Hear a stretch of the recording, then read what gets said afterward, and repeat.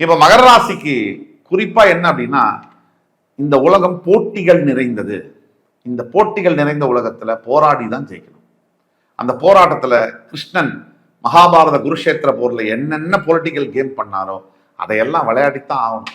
நீங்க ஒத்துக்கிறியோ ஒத்துக்கலையோ, இந்த இந்த இந்த போர்க்களம் அதை விரும்புகிறது. இந்த போர்க்களத்தில் அது அவசியம்.